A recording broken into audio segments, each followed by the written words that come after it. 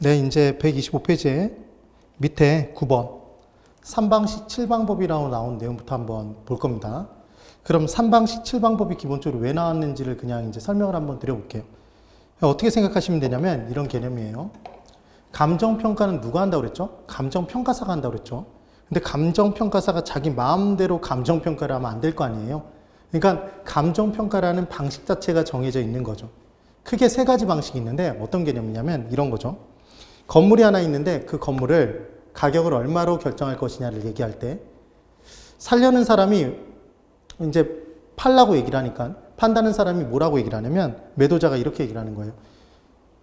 50억을 달라고 얘기를 한 거죠. 50억을. 그런데 봤더니 똑같은 토지를 사서 똑같은 건물로 다시 짓는데 들어가는 비용이 다시 조달하는 데 들어가는 비용 자체가 얘가 얼마가 들어가냐면 45억이 들어가는 거죠.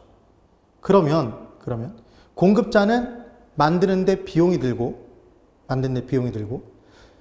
만들어 놓고 팔면서 손해를 볼 수는 없으니까 적어도 비용 이상은 가격으로 받으려 될 거 아니에요. 공급자 측면에서는.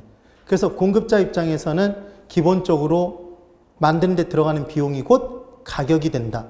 이런 방식이 있겠죠. 얘가 바로 뭐냐면 비용이 곧 가격이다. 비용 방식인 거예요. 이해가 되시나요? 물론 그 비용 속에는 뭐가 포함되어 있다? 공급자의 정상 이유는 포함되어 있겠죠. 되셔야 돼요.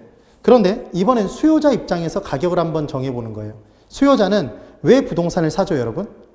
부동산을 사서 수익을 누리고자 하는 거잖아요. 근데 그 부동산을 사서 앞으로 누릴 수 있는 수익이 앞으로 따져봤더니 미래 가치, 미래 수익을 쫙 짜져서 현재 시점으로 고쳐봤더니 얘가 6억이래요. 6억.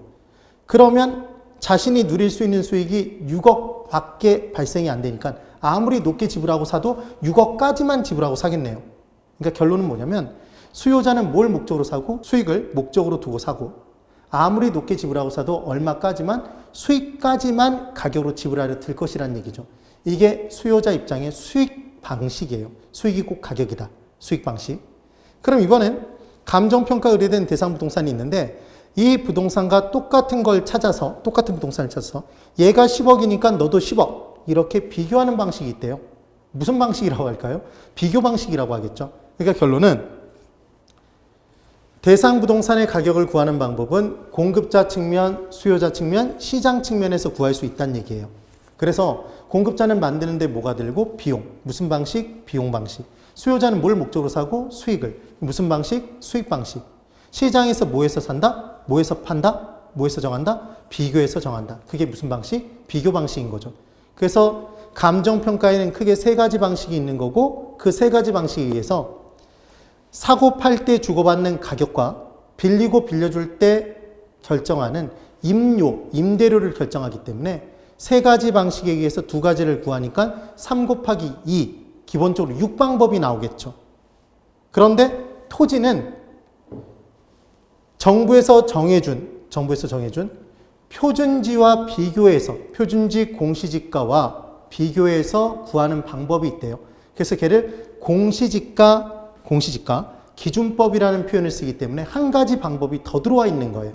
그래서 기본적으로 지금 여러분 보시면 이렇게 나오는 거죠. 3방식 7방법은 공급자 측면의 내용이 있고 수요 측면의 내용이 있고 시장 측면의 내용이 있는 겁니다. 그래서 방식은 공급자는 만드는데 뭐가 들고 비용. 무슨 방식이라 한다? 비용 방식 또는 원가 방식이라고 해요. 비용에 좀 더 유식한 표현이 원가니까. 수요자 측면에서는 뭘 목적으로 사고? 수익. 그래서 무슨 방식? 수익 방식. 시장에서 뭐해서 가격을 결정한다? 비교해서. 비교 방식이라고 하는 거죠. 그래서 3방식이 나온 거예요. 어렵지 않죠? 그래 놓고 이제 가격을 구하는 방법이 있고 임료를 구하는 방법이 있는데 공급자 입장에서 가격을 구하는 방법을 얘를 원가법이라고 한대요. 원가가 비용이죠. 원가법. 그 다음 수요자 측면에서 가격을 구하는 방법은 수익환원법이라고 한답니다. 그 다음 시장 측면 비교 방식에 의해서 가격을 구하는 방법은 거래 사례를 비교하면 가격이 나온대요. 그래서 거래 사례 비교법이고 그리고 공시지가 기준법이라는 것으로 표준지와 비교해서 구한답니다. 이렇게 두 가지가 나왔겠죠. 그 다음 임료를 구하는 방법의 이름이 적산법이라는 방법이래요. 이건 나중에 외우셔야 돼요. 적산법. 그 다음 수요자 측면에서 임료를 구하는 방법의 이름은 얘는 수익 분석법이라고 한답니다. 그리고 비교 방식에 의해서 임료를 구하는 방법의 이름은 뭐라고 하냐면 임대 사례를 비교했다 그래서 얘를 임대 사례 비교법이라고 얘기를 해요. 그러면 한 가지를 연습하고 들어가 볼게요, 여러분. 거래 사례 비교법과 임대 사례 비교법은 거래 사례 비교법과 임대 사례 비교법은 수익 방식일까요? 비용 방식일까요? 비교 방식일까요? 비교법이라고 돼 있으니까 얘 비교 방식이겠죠. 이걸 헷갈릴 분이 없어요. 또 하나, 수익 환원법과 수익 분석법은 수익 방식인가요? 비교 방식인가요? 비용 방식인가요? 이것도 수익 방식 누가 헷갈리겠어요? 안 헷갈려요. 원가법. 원가가 비용이죠? 비용 방식인 거 다 알아요. 근데 딱 하나 뭐만 좀 헷갈리겠죠? 적산법이 이게 비용 방식인지 수익 방식인지 비교 방식인지 헷갈려요. 안 헷갈리시는 방법. 우리는 건물 하나를 만든다 그러면 그 건물을 만드는 데 들어가는 비용이 하나의 비용만 있을까요? 여러 가지 비용들이 있을까요? 목재 비용, 철근 비용, 세멘 비용, 온갖 것들이 다 들어가겠죠? 철근 비용 들어가고. 그럼 그 비용들을 일일이 다 쌓아서 계산해야지만 전체 비용이 나오겠네요. 그래서 쌓을 적자에 계산할 산자. 그게 적산이죠. 그러면 비용을 쌓아서 계산하나요? 수익을 쌓아서 계산하나요? 비교를 쌓아서 계산하나요? 이게 비용이죠. 그래서 가격의 종류를 얘기할 때 가격의 종류는 비용 방식은 비용들을 일일이 다 쌓아서 계산한 가격이다. 그래서 얘를 적산가액이라는 표현을 씁니다. 앞으로 가격이라는 표현 대신 가액이라는 표현을 쓸 거예요. 그리고 수요자 측면에서 정해진 가격은 수익가액이라고 하고 수익 방식이니까 수익자 들어갔겠죠. 그리고 비교 방식에 의해서 정해진 가액은 비교하여 그것에 준한 가액이다. 그래서 얘를 비준가액이라고 합니다. 이게 비용하여 준한 건가요? 비교하여 준하는 건가요? 비교하여 준하죠. 이네요. 그 다음 임료의 종류는 그러니까 지금 무슨 말씀을 드리고 있냐면 각각의 방식에 의해서 가격과 임료를 구하는데 그 부르는 가격과 임료의 이름이 다르다는 거죠. 방식별로. 그래서 비용 방식에 의해서 임료를 구하면 그 임료의 이름은 비용들을 쌓아서 계산한 임료, 적산 임료라고 하겠네요. 그러면 수익 방식에 의한 임료는 뭐라고 할까요? 수익 임료겠죠. 비교 방식에 의한 임료는 비준 임료다. 이렇게 나오는 겁니다. 그래서 MM으로 기억하시는 방법. 쌓을 적자에 계산할 산자겠죠. 그래서 적산시킨다 그러면 얘는 뭘 적산시킨다? 비용을. 얘는 비용을 쌓아서 계산한 가액, 임료라는 얘기가 되는 겁니다. 그 다음 비준이란 단어가 나오면 걔는 비교하여 준한 것이다. 이렇게 판단해 보시면 되는 거죠. 되셨나요? 꼭 정리를 해두세요. 그런데 나중에 시험 문제가 어떤 문제가 나오냐면 이런 문제가 나오는 거예요.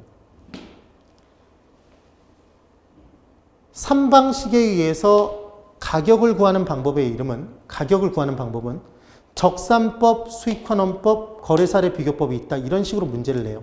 적산법은 임료를 구하는 방법이잖아요. 이런 식으로 섞어낸다는 얘기죠. 또는 원가법, 수익분석법, 거래사례 비교법은 모두 가격을 구하는 방법이다. 이런 식으로 함정을 판다고요. 그러면 얘를 안 헷갈리고 문제를 풀어주셔야 되잖아요. 그래서 기억하시는 방법은 뭐냐면 우리는 적산법과 수익분석법이 임료를 구하는 방법이라는 걸 외울 거예요. 그래서 외우는 방법에 학창시절 수학 시간에 미분, 적분 공부해 보신 적 있으시죠? 적분을 기억하시는 거예요. 그래서 적분은 임료를 구할 때 사용하는 거예요. 그리고 당연히 임대 사례를 비교하면 임료가 나오겠죠. 거래된 사례를 비교하면 거래 가격이 나오겠죠. 그 내용이 되는 겁니다. 그래서 적분 낸다, 적환 낸다, 적분 낸다. 그렇게 기억해 두시면 이 부분이 해결이 된다는 얘기입니다. 그래서 첫 번째 이 부분이 은근히 시험에 잘 나오는 문제예요. 잘 나오는 문제. 그때 안 헷갈리게 뭐 하나를 기억해 둔다? 표준지와 비교해서 얘를 비교 표준지와 비교해서 구한다 그래서 얘를 공시지가 기준법이라고 한다는 것만 얘가 비교 방식의 한 가지 토지를 정하는 토지 가격을 구할 때 사용하는 방법이라는 것만 꼭 기억을 해 두시면 됩니다. 되셨죠? 그러면 이제 원가법, 복성식 평가법이라는 걸 그냥 살펴볼 텐데 얘는 감정평가의 대상 부동산을 아까 감정평가의 시점은 무슨 시점이라고 했죠? 기준 시점이라고 했죠. 기준 시점은 별다른 얘기가 없으면 언제였죠? 가격 조사를 완료한 날 조사된 자료를 가지고 평가된 가격이니까 얘는 가격 조사를 완료한 날짜지 평가 의뢰된 날이 아니라 평가 보고서를 작성 완료한 날이 아니라 가격 조사를 완료한 날짜였다. 기억하시면 됩니다. 그래서 기준 시점에 대상 부동산을 똑같이 다시 조달하는 데 들어가는 비용에서 얘를 뭐라고 표현하냐면 그래서 다시 제자에 조달하는 데 들어간 비용 재조달 원가라고 하는 거죠. 이거 만들었다 그래서 얘가 어이로 제조 아닙니다. 재조달 원가예요. 그러니까 이미 시장에 조달되어 있는 것을 다시 조달하는 데 들어간 비용이잖아요. 그래서 재조달 원가에서 신축 시점부터 기준 시점까지 건물은 지어놓으면 노후화가 진행되겠죠. 그래서 그 노후화가 진행된 부분만큼을 달아 없어져서 가치가 감해진 부분을 까고 가치가 감해진 부분을 까고 남아있는 것으로 고치는 감가수정을 해주면 나머지 비용들이 남고 그 나머지 비용들을 일일이 다 쌓아서 계산한 가액 적산가액이 나온다. 지금 그 얘기인 거죠. 그래서 쌓아서 계산하는 방법 쌓을 적자에 계산할 산자 무슨 가액? 얘가 적산가액이었다는 겁니다. 그럼 지금 복성시평가법은 왜 이름이 복성시평가법이죠? 실은 얘 다시 복자에 만들 성자 다시 만드는 방식에 의한 평가법이죠. 그럼 감정평가사가 누구 입장이 돼서? 공급자 입장이 돼서 감정평가 의뢰된 부동산을 똑같이 다시 만들어 본 거죠. 그래서 똑같이 다시 만드는 데 들어간 비용이 10억이니까 너도 10억 이렇게 얘기하는 건데 단 실제 대상 부동산은 신축 시점부터 기준 시점까지 노후화가 진행돼서 달아 없어졌을 때니까 그 부분만 빼줘서 가액으로 고쳐준다. 얘를 감가수정이라고 합니다. 그럼 지금 복성시평가법의 2대 요소는 재조달원가와 감가수정인가요? 이 둘을 알면 되겠죠. 그럼 당연히 재조달원가를 구하는 방법과 감가수정을 하는 방법, 재조달원가의 성격, 감가수정의 성격만 이제 공부를 하면 되겠네요. 간단하게. 그래서 원가법, 복성시평가법은 다시 조달하는 데 들어간 비용을 뭐라고 한다? 재조달원가. 이거 재조달원가 이렇게 기억하시면 안 돼요. 재조달원가. 다시 조달하는 데 들어간 비용에서 얘는 어느 시점에 재조달원가죠? 절대로 신축 시점, 만든 시점 아니죠? 어느 시점? 기준 시점. 우리는 감정평가론에서는 무조건 기준 시점이 대왕 시점이에요. 다른 시점이 나오면 기본적으로 틀렸다고 보시는 거예요. 그래서 기준 시점의 재조달원가. 이 재조달원가는 종류가 원칙은 물리적으로 똑같이 복제하면 복제할수록 만드는 데 들어간 비용을 정확히 알 수 있겠죠. 그래서 물리적으로 똑같이 복제하는 게 원칙입니다. 그럼 복제 인간이라는 건 저와 똑같은 거 아니에요, 물리적으로. 그런데 얘를 구하는 게 가장 좋은데 하도 오래전에 지어서 그러한 공법, 그러한 자재로 짓지 못한다면 동일한 기능을 유지시킨 상태에서 그 대상 부동산을 대체할 수 있는 것을 설치하는 데 들어간 비용이 있을 거 아니에요. 얘를 대치원가라고 얘기를 합니다. 그래서 원칙은 물리적으로 똑같이 복제하는 게 원칙이지만 물리적으로 똑같이 복제를 못하는 경우엔 대체하는 것을 만드는 데 들어가는 비용, 대치원가로 구한다. 지금 그 얘기입니다. 그래서 얘는 동일한 기능이죠. 그래서 이미 재조달원가 자체에 기능적 감가가 돼 있으니까, 동일한 기능이니까 기능적 감가를 별도로 감가수정해서 하지 않아요. 얘를 또 하면 이중으로 빼는 게 되기 때문에. 그래서 기억하시는 방법은 대치원가는 동일한 기능, 기능적 감가 이미 돼 있다. 감가수정에서 기능적 감가를 또 행하는 건 아니다. 이걸 기억해 두시는 겁니다. 그 다음 재조달원가를 구하는 방법은 총량조사법이라는 게 있대요. 얘는 말 그대로 전체량을 다 조사해서 구하는 거예요. 어떻게 구하는 거냐면 목재, 철근, 세멘 등등등 만든 데 들어가는 자재들을 쫙 깔아놓고 단위당 가격과 기준점의 단위당 가격과 수량 몇 개 필요한지 다 일일이 곱하고 더하는 거예요. 그럼 이렇게 곱하고 더하면 총량조사법은 정확도가 높을까요? 정확도는 높겠죠. 그렇지만 시간과 비용은 많이 걸리겠죠. 그래서 이렇게 구하는 게 어려우니까 하는 방법이 뭐냐면 부분별 단가 적용법이래요. 어떻게 하는 거냐면 얘는 바닥 공사하는데 얼마, 기둥 공사하는데 얼마, 지붕 공사하는데 얼마, 벽 공사하는데 얼마 이렇게 부분별로 더해버리는 거예요. 그럼 이렇게 부분별로 더해버리면 정확도는 분명히 조금 더 떨어지고 시간 비용은 적게 들겠죠. 이 내용이 따라 나올 겁니다. 그 다음 이번에는 변동률 적용법이라는 게 있대요. 얘를 비율법이라고도 하는데 어떻게 구하는 거냐면 이런 내용입니다. 실제로 만든 시점에 조달원가를 정확히 알고 있는 거예요. 실제 신축 시점에 만든 비용이 얼마야? 줘봐봐 이렇게 얘기를 한 거죠. 그랬더니 얘가 얼마냐면 얘가 50억이라는 거예요. 50억이래. 그럼 얘를 우리가 구하고 싶은 건 만든 시점, 기준 시점에 다시 조달하는데 들어간 비용이잖아요. 재조달원가. 얘로 바로 갖다 쓰면 될까요? 얘 바로 갖다 쓰면 안 되죠. 왜냐하면 지금 만든 시점과 기준 시점 사이에 물가가 변동될 테니까 시점이 달라서. 그런데 물가 변동률을 정확히 알고 있대요. 물가 변동률을. 얘가 얼마만큼 변동이 됐냐면 10%만큼 상승이 됐답니다. 그럼 처음 출발 100% 기준으로 10%가 올라가면 이게 110%죠? 1.1을 한번 곱해주면 되겠죠. 매년이 아니니까. 그럼 얘는 50억에 1.1 곱하면 얘는 55억 이렇게 결정 짓겠네요. 이게 바로 뭐다? 변동률 적용법이죠.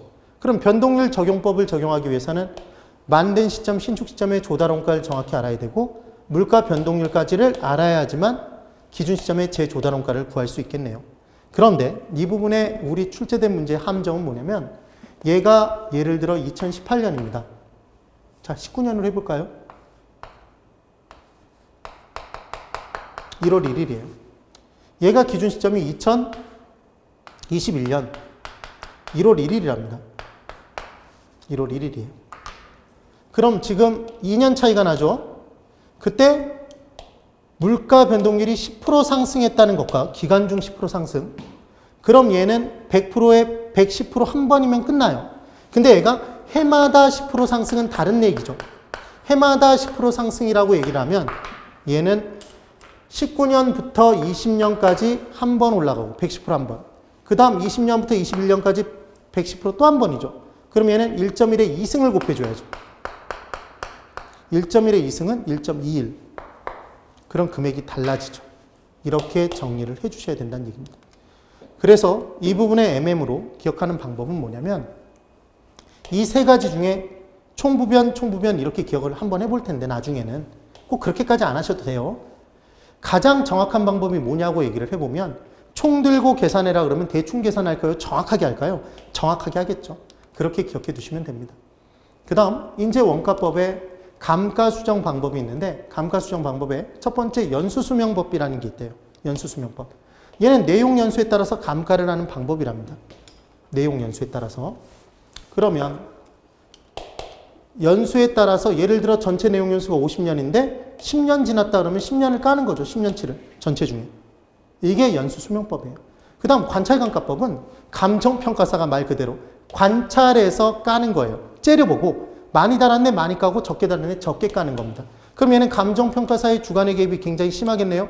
감정평가사가 베테랑이면 정확도가 높겠지만 초짜면 정확도가 떨어지겠네요. 이렇네요. 그래서 외부적 관찰을 통해서 감가하는 방법. 주관의 개입이 심하다 이렇게 나오는 거예요. 그래서 감정평가사별로 편차가 크다. 그 다음 세 번째 분해법이라는 게 있답니다. 얘는 감가 요인 자체를 물리적, 기능적, 경제적 요인으로 분해를 해요. 그리고 그 물리적 요인, 기능적 요인은 회복 가능한 정도의 감가, 회복 불가능한 정도의 감가로 또 분해를 합니다. 근데 경제적 요인은 대상 부동산은 멀쩡한데 시장성 등의 감태에 의해서 감가가 되는 거잖아요. 그럼 외부적 요인에 의한 감가는 내가 아무리 내 대상 부동산 갖고 열심히 노력해봤자 회복이 불가능하겠죠. 그래서 얘는 회복 불가능한 감가 요인만 있다 이런 표현을 쓰는 거예요. 그래서 회복 가능과 회복 불가능으로 다시 분해하더라. 그래서 내부적 감가인 물리적 감가와 기능적 감가는 회복 가능과 불가능으로 구분되지만 외부적 감가인 경제적 감가는 불가능한 감가로만 구성이 돼 있어서 경제적 감가는 가능과 불가능으로 구분돼 있고 물리적 기능적 감가는 불가능만 존재한다 이런 식으로 함정을 판다는 얘기죠. 만약에 나오면. 그래서 얘를 외우시는 방법이 뭐냐면 독이죠. 독을 개를 앞에다 두고 까불 되면 갑을 되면 물기밖에 더하겠냐 이렇게 기억하는 거죠. 그리고 경부를 웬다 이렇게 기억하시면 돼요. 그래서 경제적 감가는 불가능만 있다. 뭘 낸다? 경부를 낸다. 그랬더니 나는 기독교 신자인데요. 이거는 그냥 외우는 방법이니까 이렇게 정리하시면 된다는 얘기죠. 그럼 이 연수수명법은 지금 보세요. 연수수명법은 내용 연수가 50년을 잡아서 까니까 관리가 잘 돼 있어도 10년 지났으면 그냥 10년치 까는 거잖아요. 그럼 관리가 안 돼서 정말 많이 망가졌어도 10년치만 까는 거잖아요. 그럼 얘는 이론상의 감가다? 이론적인 감가예요. 그럼 이론적인 감가가 실제 감가의 정도를 반영하지 못한다면 우리는 실제 감가의 정도를 반영하기 위해서 실제적 감가인 관찰감가법과 분해법을 얘를 같이 사용할 수 있어요. 얘를 같이 쓰는 걸 병, 쓰는 걸 용. 그래서 병용할 수 있다 이런 표현을 쓰는 거죠. 이렇게 정리가 될 수 있답니다. 되셨죠? 꼭 한번 정리가 되셔야 돼요. 그 다음에 지금 연수수명법과 관련된 내용들이 쭉 뜨는데 정해진 X로 까는 법, 정해법, 정해진 비율로 까는 법, 정률법, 적금 붙는 방법, 상환기금법 해서 이 내용들이 어떻게 적용되는지가 이제 나오는데 이 부분이 시험으로 나온 적이 근래 나온 적은 좀 많이 드물어요. 예전에는 꽤 많이 나왔었는데 그래서 이 부분의 내용도 나중에 한번 쫙 정확하게 설명을 드려볼게요. 그리고 제가 밴드에서 문제를 한번 풀어드릴 때는 이 부분을 넣어서 한번 설명을 드려볼 테니까 설명을 들어보시면 또 간단하거든요, 사실은. 그래서 정해진 금액으로 까는 게 정해법, 정해진 비율로 까는 건 정률법, 상환기금법은 정해진 금액으로 적금을 부어서 하는 거다. 이자가 붙는 것이다. 그래서 계산 문제가 이 정액법 부분에 나오기 때문에 정률법도 한 번 나온 적은 있지만 정액법이 압도적으로 많이 나와요. 이 부분의 내용을 나중에 공부를 할 겁니다.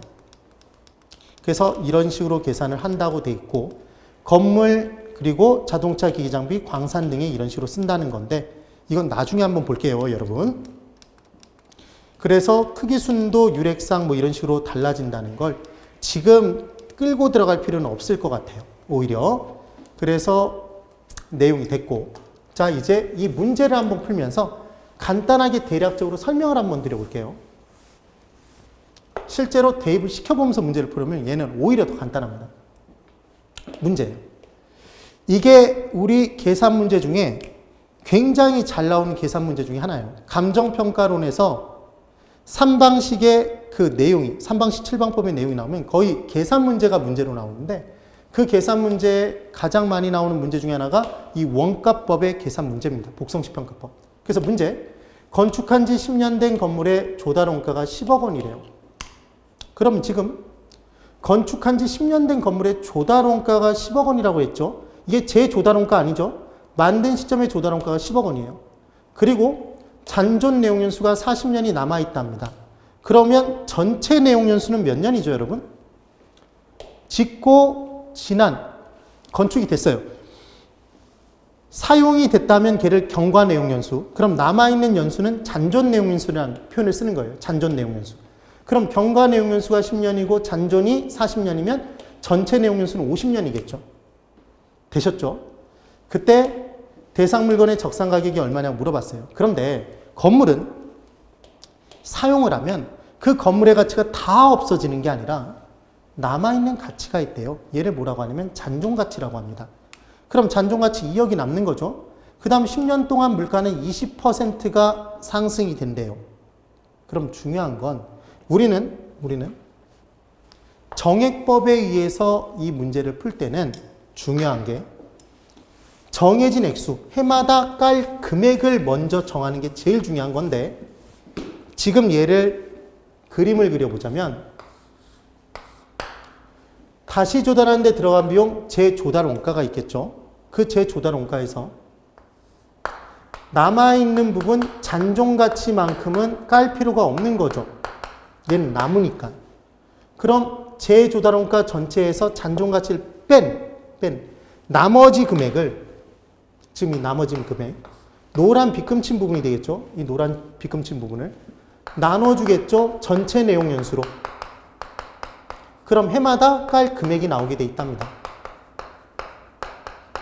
해마다. 그래서 정해진 액수로 깐다 이 정액법이 나오는 거죠. 그럼 이 정해진 액수에다가 경과 내용 연수를 곱해주면 얘는 이 기간 동안에 깐 금액, 쌓아서 계산한 금액 감가 누계액이 나오겠죠. 얘가 감가 수정이죠. 그럼 얘를 어디에서 빼면, 전체 재조달원가에서 빼면 우리가 아까 구한 얘가 적산가액이잖아요. 그럼 어떤 부분을 함정받는지 한번 보시기만 하면 되는 거예요. 자, 볼까요? 지금 이 부분에 적산가액을 구하라고 돼 있는데 정액법에 의한다고 그랬죠? 그럼 정해진 액수를 구하는 거예요? 그럼 정해진 액수는 전체 상가액을 전체 내용연수로 나누면 되는 거죠. 그러니까 이 노란 부분의 표현은 전체 상각할 금액인 거죠.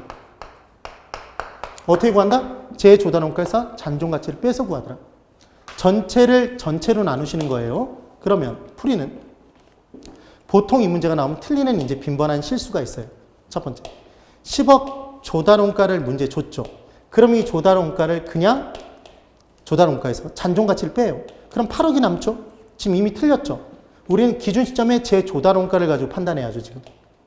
그럼 그 8억을 전체 상가액이라고 하고 전체 내용연수가 아닌 잔존 내용연수로 그냥 나눠요. 그러면 얘는 2천만 원이 나왔죠. 그래서 해마다 2천만 원씩 까는구나. 그래서 2천만 원에 10년 지났으니까 2억이 달아 없어져서 이 2억을 조달원가 10억에서 빼버리면 8억이 계산되는구나. 이렇게 해서 거의 대부분 틀린다고요. 이렇게 풀면 틀린 거죠. 왜 틀렸냐면 얘 건축한 지 몇 년 됐죠? 10년 된 건물이죠. 경과 내용연수 10년, 잔존 10년이면 50년으로 나눠줘야 되는 거죠, 지금. 개념이. 그래서 솔루션, 풀이 방법은 정액법은 무조건 정액을 구하게 돼 있는 겁니다. 그래서 재조달원가에서 잔존가치를 빼야죠. 얘만큼은 달아 없어지는 게 아니니까. 그래서 얘가 전체 상가액이고, 전체 상가액. 얘를 전체 내용연수로 나눠줘야 되는 거죠. 그럼 전체 기간에 걸쳐 상각할 정액이 계산되는 건데, 전체 상가액을 전체 내용연수로 나누는 거예요. 그러니까 절대로 잔존 내용연수로 나누면 안 된다는 얘기죠, 지금. 그리하여 해마다의 상가액을 계산합니다. 해볼까요? 첫 번째, 조달원가를 주면 뭘 반영해서? 물가 상승률을 반영해서 얘를 재조달원가를 구하겠죠. 그리고 반드시 잔존가치를 확인해서 빼는 거죠. 뺍니다. 그러면 전체 상각할 금액이 나오고 경과 내용연수와 잔존 내용연수를 확인해서 이 둘을 더해서 전체 내용연수를 구해주고 전체를 전체로만 나눠주시면 되는 거예요. 따라해보세요. 전체를 전체로 나눈다. 네, 전체를 전체로 나눠야 돼요. 이거 재조달원가를 무조건 전체로 나누시면 안 됩니다. 그럼 이제 재조달원가 10억을 주면 물가 상승률 20% 반영해서 얘 100% 기준 20% 올라가면 120% 되는 거죠. 기간 중에 20% 상승이니까 1.2만 곱해주면 되겠네요. 그래서 12억이 된 거죠.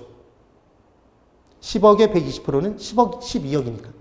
그리고 반드시 잔존가치 2억을 확인해서 빼주면 전체 상가액이 10억이 되네요.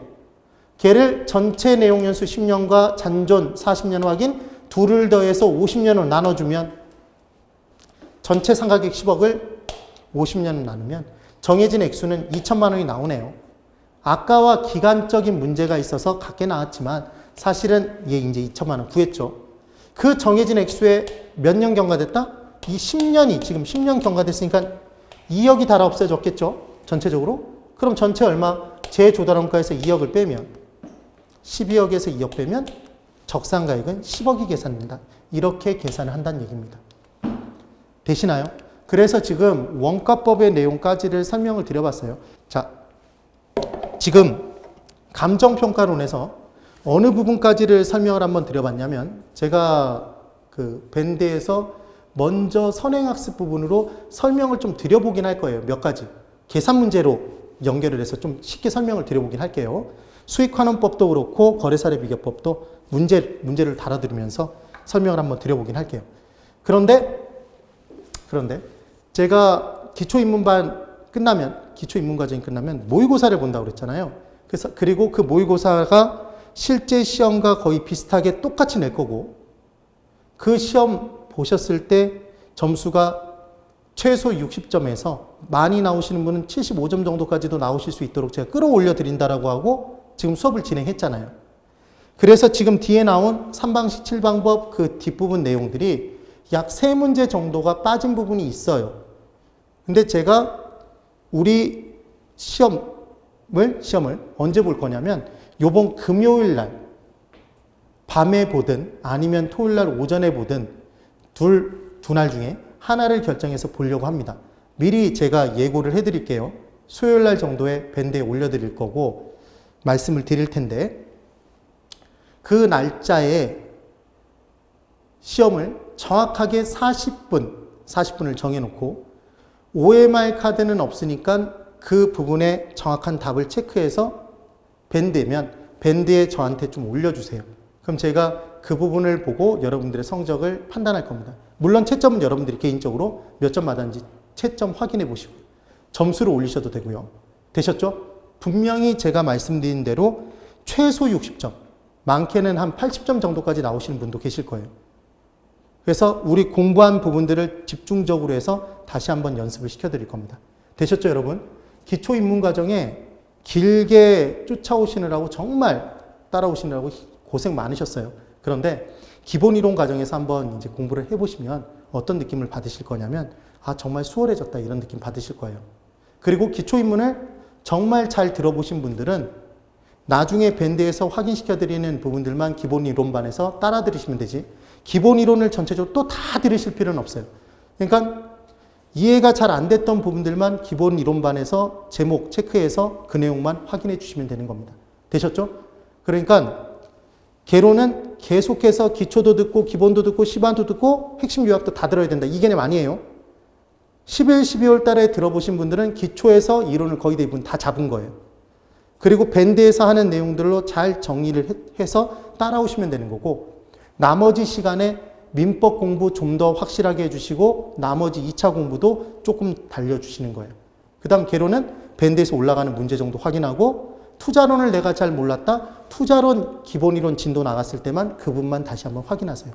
감정평가론 우리가 자세히 안 봤었으니까 그런 부분들만 확인하시면 되는 거예요. 되셨죠? 네, 그렇게 공부하시면 됩니다. 그럼 시간을 줄여서 분명히 합격하실 수 있을 거예요. 빠른 시간 안에 개론 정리 가능합니다. 네, 정말 고생이 많으셨고 건강 유의하시면서 끝까지 달리시는 거예요. 저만 믿고 따라오시면 정말 제가 75점까지는 꼭 올려드릴게요. 그날을 위해서 저를 믿고 꼭 따라와 주십시오. 네, 오늘 여기까지입니다. 기초입문반 들으시느라고 정말 수고 많으셨어요. 네, 여러분들의 건강과 승리를 기원드리겠습니다. 새해 복 많이 받으십시오.